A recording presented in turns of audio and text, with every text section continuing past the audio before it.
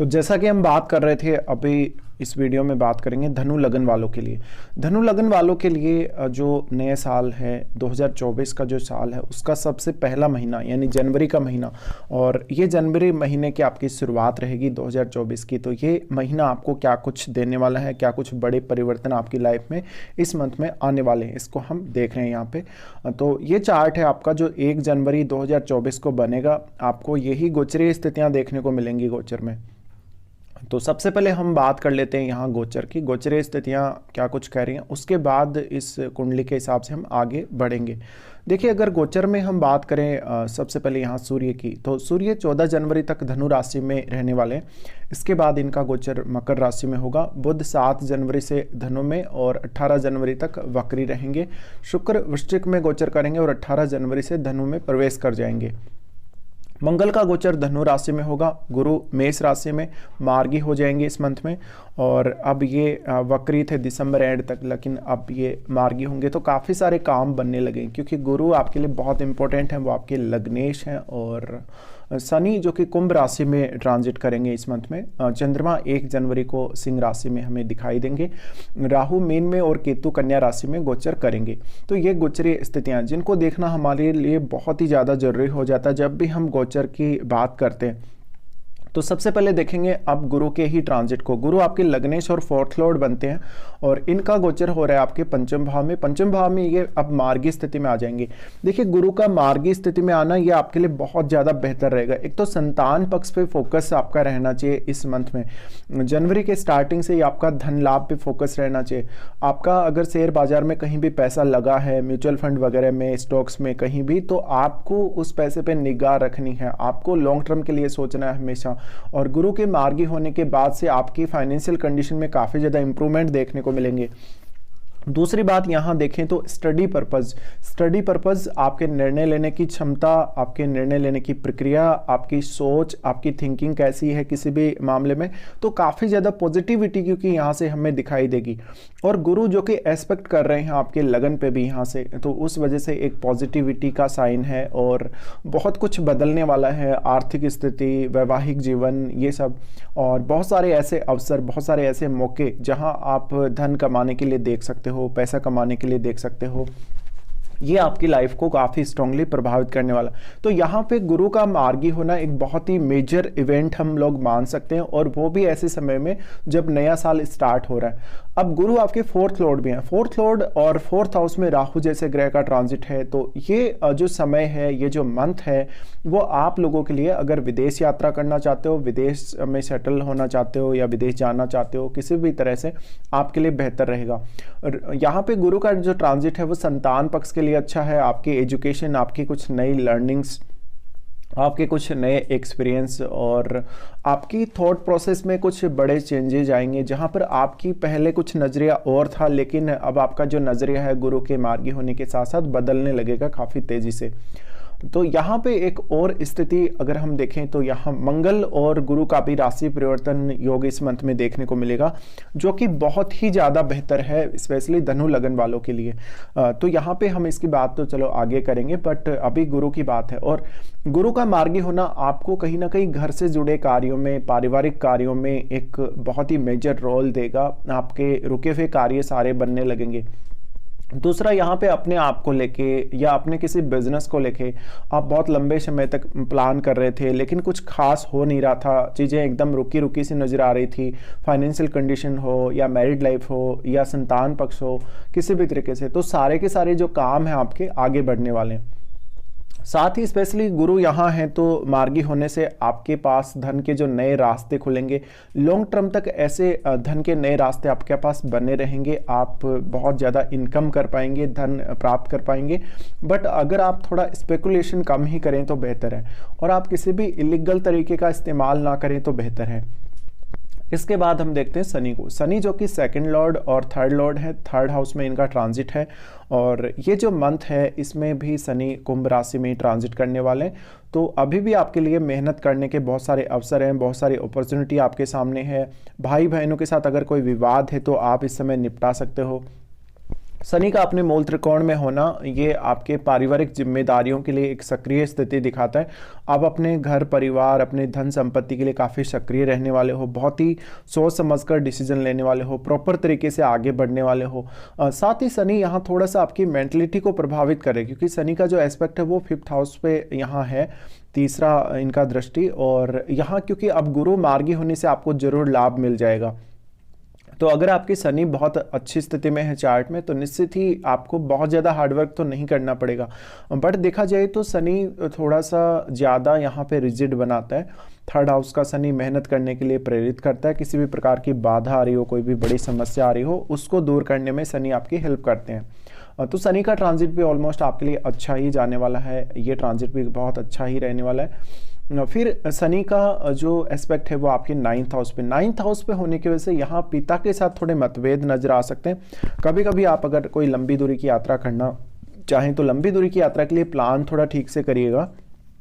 और क्योंकि इस मंथ में तो फिर सूर्य का ट्रांजिट भी आपके लगन में है, तो ऐसे में लंबी दूरी की यात्रा के काफ़ी ज़्यादा चांसेस हैं और आपका जो लक है आपका काफ़ी साथ देगा इस मंथ में। फिर जो शनि का ट्रांजिट है, शनि के ट्रांजिट की वजह से शनि का जो एस्पेक्ट है वो आपके 12वें भाव पे जा रहा है। 12वें भाव पे होने की वजह से यहाँ थोड़ा रिलेशनशिप को लेके दिक्कतें आ सकती हैं। यहाँ पे जीवन साथी के साथ थोड़ा असंतुष्टि नजर आ सकती है, कभी कभी जीवन साथी के साथ थोड़े तर्क वितर्क और कुछ खर्चे बढ़े हुए देखने को मिलेंगे इस मंथ में। इसके बाद हम लेते हैं मंगल को। मंगल जो कि आपके चार्ट में पंचम और 12वें भाव के स्वामी है। मंगल का गोचर धनु राशि में यानी आपके लगन में ही हो रहा है और लगन का मंगल है तो डिसीजन मेकिंग में बहुत ही अच्छी स्थिति रहेगी, बहुत फास्ट डिसीजन ले पाएंगे। बट यहाँ पे आपको कंट्रोल करना जरूरी है, यहाँ पे बहुत ज़्यादा पेशेंस रखना जरूरी है। अगर आप पेशेंस नहीं रखते हैं तो ये आपके लिए परेशानी का कारण बन सकता है। मंगल 12वें घर के भी स्वामी है, तो 12वें घर के स्वामी होने की वजह से इस समय अगर आप कोई फॉरेन से रिलेटेड डिसीजन लेने वाले हो या फॉरेन में आप मान लीजिए कोई बिजनेस कर रहे हो, कोई भी रोजगार से जुड़े हो, कोई भी अपना बिजनेस के अलावा कोई काम कर रहे हो, सर्विस कर रहे हो, जॉब कर रहे हो, कुछ भी, तो ऐसे में मंगल आपकी हेल्प करेंगे। मंगल का यहाँ होना और बुध के साथ स्थित होना, सूर्य के साथ स्थित होना, ये थोड़ा मैरिड लाइफ पर नकारात्मक प्रभाव जरूर डालेगा। साथ ही क्योंकि शुक्र भी 12वें में है तो एक हिडन रिलेशनशिप या किसी अन्य व्यक्ति के आपकी लाइफ में आने के चांसेस भी बहुत प्रबल हैं। और मंगल का लगन में आना थोड़ा सा आपको जुझारू बनाएगा। आपकी जो भी समस्याएं, जो भी परेशानियां आपको चल रही हैं, उनमें मंगल आपको काफ़ी हेल्प करेंगे। साथ ही एक क्विक डिसीजन लेने वाले पर्सन आप इस मंथ में हो सकते हैं, जहाँ पे ऐसी स्थितियां बार बार हमारे सामने डेवलप हो जाती हैं, हम कुछ कर नहीं पाते, जहाँ पे हम डिसीजन भी ले लें तो आगे नहीं बढ़ पाते। तो मंगल का ये जो ट्रांजिट है वो आपको काफ़ी मदद कर रहा है। और क्योंकि यहाँ गुरु का एस्पेक्ट भी है लगन पे, इस वजह से इस बात की प्रबल संभावना है कि आप प्रॉपर ही डिसीजन लेंगे, बहुत ही सोच समझ के ही डिसीजन लेंगे। बट अगर आप जल्दबाजी करते हैं, लालची बन जाते हैं, ये आपको थोड़ा परेशान कर सकता है। फिर यहाँ हेल्थ के लिए भी एक बहुत बेटर स्थिति है और सूर्य के साथ क्योंकि ये दोनों ग्रह हैं तो थोड़ा तर्क वितर्क में सावधान रहिएगा। वाणी को लेके थोड़ी दिक्कतें आ सकती हैं और बहुत ज़्यादा जो इमोशंस हैं उनको आप कंट्रोल करने की कोशिश करें तो अच्छा है। यहाँ पे फालतू का एक्साइटमेंट भी काफ़ी क्रिएट होगा आप लोगों के लिए। तो मंगल का फिर जो एस्पेक्ट है, मंगल का एस्पेक्ट यहाँ से आएगा 4th हाउस और 7th और 8th हाउस पे। ऐसे में घर में पारिवारिक जो मामले हैं उनको लेके ज़्यादा विवाद ना करें, आप एक नॉर्मल स्थिति की तरफ देखें और हमेशा आप अपने मानसिक सुख को प्राथमिकता देंगे इस मंथ में। यहाँ पे मंगल का एस्पेक्ट 7th हाउस पे होने की वजह से और 7th लॉर्ड आपका मंगल के साथ यहाँ बुध लगन में ट्रांजिट कर रहा है, तो ये जीवन साथी को आप काफ़ी डोमिनेट करेंगे इस मंथ में और जीवन साथी पे काफ़ी हावी रहेंगे। भले ही आपका स्त्री का चार्ट हो, भले आपका पुरुष का चार्ट हो, मंगल का यहाँ ट्रांजिट करना ये आपको काफ़ी प्रबलता देगा, काफ़ी मजबूत इच्छा शक्ति, क्षमता, शारीरिक क्षमता, ये सब देगा। तो मंगल का जो ट्रांजिट है, मंगल का ट्रांजिट बहुत मेजर रोल लेके आ रहा है। और मंगल क्योंकि 8वें भाव को देख रहे हैं, 8वें भाव को देखने की वजह से जल्दबाजी कभी भी ना करें, स्पेशली जब आप कोई वाहन ड्राइव कर रहे हैं। इसके बाद यहाँ पे एक और बात का पॉसिबिलिटी, अगर आपने कोई पार्टनरशिप कर रखा है, कोई बिजनेस कर रहे हो आप, तो पार्टनरशिप को थोड़ा अवॉइड करके चले। पार्टनरशिप में थोड़ा लड़ाई झगड़े होने के, मतभेद होने के चांसेस ज़्यादा नजर आते हैं। उसके बाद हम यहाँ शुक्र को देखेंगे। शुक्र जो कि आपके छठे भाव के स्वामी और आपके लाभ स्थान के स्वामी है, इनका गोचर हो रहा है आपके 12वें भाव में, वृश्चिक राशि में। वृश्चिक राशि में इनका जो ट्रांजिट है 18 जनवरी तक रहेगा। 18 जनवरी तक मान लीजिए आपका किसी से कोई फ्रेंडशिप है, कोई आपका किसी से रिलेशनशिप है, तो उसके और आगे बढ़ने के चांसेस हैं। आपका एक्स्ट्रा मैरिटल अफेयर तक भी बात जा सकती है। बट यहाँ शुक्र का होना आपको थोड़ा लग्जरी की तरफ ज़्यादा रुझान देगा, आपको ऐशो आराम की तरफ ज़्यादा रुझान देगा। तो ये शुक्र का जो पीरियड है एक वास्तव में इंजॉय करने लायक समय है ये आप लोगों के लिए। अपनी लाइफ को फुली जीने का एक समय है ये आप लोगों के लिए। साथ ही साथ धन लग्जरी का पूरा आनंद लेने का समय है। शुक्र यहाँ है तो अपने बेडरूम पे ज़्यादा फोकस करेंगे, अपने साज सज्जा पे, अपने खुद के रोमांस पे ज़्यादा फोकस आप लोगों का रहेगा। इसके बाद यहाँ क्योंकि शुक्र अब 11th लॉर्ड है तो इस मंथ में आपके खर्चे भी काफ़ी बढ़े हुए देखने को मिलेंगे। तो जिस अनुपात में आपकी इनकम बढ़ेगी, खर्चे भी एकदम से आपके बढ़ने ही वाले हैं इस मंथ में। तो आप यहाँ बचा नहीं पाएंगे कुछ। ज़्यादातर आप अपने खुद का मेंटल सेटिस्फेक्शन, इमोशनल सेटिस्फेक्शन देखेंगे इस मंथ में। तो शुक्र का यहाँ होना आपको कभी कभी, देखिए यहाँ आप कर्ज भी ले सकते हैं, आप लोन वगैरह भी ले सकते हैं। तो इस बात का ध्यान रखिए कि आप ज़्यादा कर्ज यहाँ ना लें अगर आपको रिक्वायरमेंट होता है। इसके बाद यहाँ शुक्र का जो ट्रांजिट है वो आपको थोड़ा मैरिड लाइफ को डिस्टर्ब कर सकता है। फिर शुक्र का ट्रांजिट होगा धनु में। धनु में जो इनका ट्रांजिट होगा यहाँ आपके लिए एक बेटर अपॉर्चुनिटी है। अगर आपका मैरिज नहीं हुआ तो मैरिज होने के प्रबल चांसेस बनेंगे।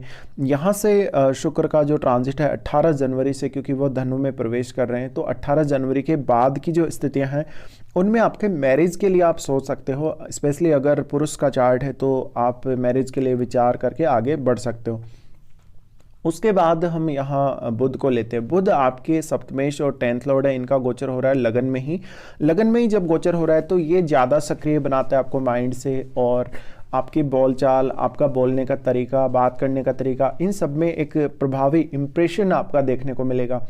साथ ही कोई नई स्ट्रेटेजी बनाना चाहते हो, कोई नया बिजनेस आइडिया मन में आ रहा है तो उस पर काम करने की ज़रूरत है। अब तो आपको काफ़ी सपोर्ट मिल रहा है मंगल और सूर्य का, तो एक स्पेशल एक्साइटमेंट भी यहाँ पे क्रिएट होगा। और बहुत ज़्यादा जल्दबाजी करने की बजाय एक नॉर्मल स्थिति में अगर आप रहेंगे तो ज़्यादा बेहतर है, क्योंकि जब भी सूर्य और मंगल ऐसे में बुध के साथ होते हैं आपको काफ़ी तेज़ निर्णय लेने के लिए, बहुत जल्दी आगे बढ़ने के लिए प्रेरित करेंगे। तो यहाँ पे आप अगर जल्दबाजी ना करें तो ज़्यादा बेहतर है। फिर यहाँ बुध आपके 10th लॉर्ड है। 10th लॉर्ड होने की वजह से इस मंथ में स्पेशली आपका फोकस आपके करियर पर भी रहना चाहिए। करियर में भी आपको काफ़ी सारी नई अपॉर्चुनिटीज़ आ सकती हैं। इसके बाद हम देखते हैं चंद्रमा को। चंद्रमा आपके 8th लॉर्ड है। 8th लॉर्ड का ट्रांजिट इस मंथ के स्टार्टिंग में आपके 9th हाउस में होगा। 9th हाउस का ही ट्रांजिट कोई सडन यात्रा दे सकता है, कहीं कोई आध्यात्मिक यात्रा दे सकता है, जैसे कोई बहुत ही ज़्यादा एक अच्छा कोई भी स्थल जहाँ पे आप, आध्यात्मिक स्थल जहाँ पे आप ट्रैवल करेंगे, लंबी दूरी का या छोटी दूरी का हो सकता है। तो ये चंद्रमा का जो समय है लगभग 1-2 तारीख के आसपास की ये स्थिति है चंद्रमा की। तो यहाँ पे आप इंजॉय कर सकते हो, एक ट्रेवल के लिए प्लान कर सकते हो नए साल में, और स्टार्टिंग के शुरुआती 1-2 दिन तक आप इंजॉय कर सकते हो अपने ट्रेवल को। उसके बाद चंद्रमा आ रहे हैं आपके 10th हाउस में। 10th हाउस में चंद्रमा का आना यहाँ पे कैरियर के लिए एक अच्छी स्थिति है। कैरियर में थोड़ा कोई आपको डिसीजन लेना हो तो थोड़ा बेचैन भी मन रह सकता है। यहाँ पे थोड़ा भ्रम का शिकार भी आप लोग रह सकते हो। तो भ्रम को दूर हटाना चाहिए आपको और बहुत ही परफेक्टली आगे बढ़ना चाहिए, क्योंकि जब ऐसी स्थिति बने, लगन में आपके 3-3 ग्रह ऐसे आ रहे हैं जो आपको काफ़ी सपोर्ट करेंगे इस मंथ में, तो ऐसे में चंद्रमा का जो ज़्यादा प्रभाव आपके ऊपर नहीं रहना चाहिए। चंद्रमा की वजह से आपको ज़्यादा नुकसान ना हो या आप भ्रम के शिकार ना हो, इस बात का आपको पूरा प्रयास करना चाहिए। फिर चंद्रमा का जो ट्रांजिट होगा आपके लाभ स्थान में, लाभ स्थान में इनका जो ट्रांजिट होगा लगभग 5-6 तारीख के आसपास होगा, और ये ट्रांजिट में आपको धन लाभ होने के काफ़ी ज़्यादा चांसेस हैं। आपको सडनली कहीं ना कहीं से पैसा आने के काफ़ी प्रबल चांसेस हैं, और चंद्रमा यहाँ है तो निश्चित ही आपको धन लाभ की तरफ देखना चाहिए, आपको सडन लाभ की तरफ देखना चाहिए। फिर हम लेते हैं सूर्य को। सूर्य आपके 9th लॉर्ड है। 9th लॉर्ड होकर सूर्य का जो ट्रांजिट हो रहा है वो आपका हो रहा है आपके लगन में ही। लगन में सूर्य ट्रांजिट करेंगे तो अति भाग्यशाली बनाते हैं इस मंथ में, तो भाग्य पूर्ण रूप से साथ देगा। दूसरा जो भाग्य के कारक हैं गुरु, वो भी आपके खुद लग्नेश हैं, और ऐसे में यहाँ आपके गुरु भी मार्गी हो रहे हैं इस मंथ में, तो निश्चित ही भाग्य का प्रबल एक संकेत है आपकी तरफ से, और भाग्य आपका पूर्ण रूप से साथ देगा। किसी भी प्रकार का आपका कोई भी कार्य हो उसमें भाग्य का रोल बहुत इंपॉर्टेंट इस मंथ में रहने वाला है। तो ये पिता की तरफ से भी सपोर्ट की गई स्थिति दिखाता है। पिता की तरफ से भी आपको काफ़ी सपोर्ट रहेगा इस मंथ में, पिता के साथ रिश्ते अच्छे होंगे। जो लोग पॉलिटिक्स में जाने का ट्राई कर रहे हैं, जो लोग ऑलरेडी पॉलिटिक्स में हैं, उनके लिए, धनु लगन वालों के लिए ये मंथ काफ़ी अच्छा है। साथ ही टीचिंग रिलेटेड, फाइनेंस रिलेटेड या कोई भी ऐसा कार्य जहाँ पे आपको बहुत क्विकली डिसीजन लेना हो, बहुत ही क्विकली सोचना समझना हो, आगे बढ़ना हो, उनके लिए ये स्थिति बहुत बेटर रहने वाली है। तो यहाँ पे ऑलमोस्ट काफ़ी अच्छी स्थिति। फिर सूर्य जा रहे हैं आपके सेकंड हाउस में। सेकंड हाउस में जो इनका ट्रांजिट होगा, यहाँ इनका ट्रांजिट 15 जनवरी से होगा। 15 जनवरी के बाद से धन लाभ को लेकर आपको ज़्यादा स्थितियाँ इंप्रूव होंगी। फैमिली के साथ थोड़ा टाइम स्पेंड कर पाएंगे। बट वाणी स्थान में सूर्य का जाना ये थोड़ा फैमिली के साथ कभी कभी मतभेद को दिखाता है, तो फैमिली के साथ एक अच्छी ट्यूनिंग आपको यहाँ रखनी चाहिए। अब हम आगे बढ़ जाते हैं और देखिए, राहु और केतु के बारे में कोई विशेष चर्चा अभी नहीं करने वाले, ऑलरेडी इस पे एक डेडिकेटेड वीडियो बनी हुई है, तो आप वो देख सकते हैं। अब हम आगे बढ़ने वाले हैं और देखते हैं कौन कौन से अच्छे और ख़राब दिन आप लोगों को इस मंथ में दिखाई दे सकते हैं। देखा जाए तो धनु लगन वालों के लिए इस मंथ में काफ़ी सारे अच्छे दिन निकल के आ रहे हैं, क्योंकि ट्रांजिट भी उसी प्रकार का है। और आपको जो अच्छे दिन देखने को मिलेंगे उनमें 1, 5, 6, 9, 10, उसके बाद 18, 19, उसके बाद 19 के बाद 27, 28 और 29। तो लगभग आपका जो महीना है ये स्टार्टिंग से लेके कुछ मिड टाइम में जो बीच का महीना, उसमें थोड़े दिन कम शुभ हैं आपके लिए, बाकी एंडिंग तक आपके लिए काफ़ी सारे दिन शुभ हैं। तो ऐसे में अपना कोई भी कार्य आप इजीली निपटा सकते हो। फिर देखते हैं कुछ खराब दिनों को। धनु लगन के लिए जब चंद्रमा ट्रांजिट करेंगे वृषभ में 20 और 21 को, इस समय देखिए पैसे का लेन देन बहुत ही सोच समझ के कीजिएगा। अपने वर्क प्लेस पे अगर आपको कोई दिक्कत आ रही है, आपको कोई प्रेशर आ रहा है किसी बात का, या बहुत ज़्यादा परेशानी का सामना करना पड़ रहा है, बहुत ज़्यादा लड़ना झगड़ना पड़ रहा है, तो वहाँ पे स्थितियों को कंट्रोल में रखना आपकी जिम्मेदारी होगी, वरना आपको काफ़ी नुकसान हो सकता है। कहीं से पैसे उधार ना लें, वरना आपको रीपे करने में काफ़ी दिक्कत आएगी। चंद्रमा का ट्रांजिट जब कर्क राशि में होगा 25 और 26 को, ये स्थिति में सडनली आपकी लाइफ में कुछ धन संबंधी बड़ा चेंज आ सकता है। 25 और 26 को आपने कहीं पैसा इन्वेस्ट किया, वहाँ से एक बड़ा धन लाभ आपको देखने को मिल सकता है। चंद्रमा का गोचर जब वृश्चिक में होगा यानी स्कॉर्पियो में, तो 7 और 8 को ये थोड़ा सा मानसिक रूप से परेशानी वाली स्थिति रहेगी। इस दिन आपको कुछ धन का नुकसान या मानसिक रूप से काफ़ी परेशानी, रिलेशनशिप को लेके काफ़ी दिक्कतें, ये सब रहेगा। लेकिन 7 और 8 का ये समय ऐसा है जब आप क्रिएटिविटी के मामले में बहुत अच्छा कर सकते हो। तो ये कुछ खराब दिन है जो आप लोगों के लिए इस मंथ में आने वाले हैं। फिलहाल हम पूरा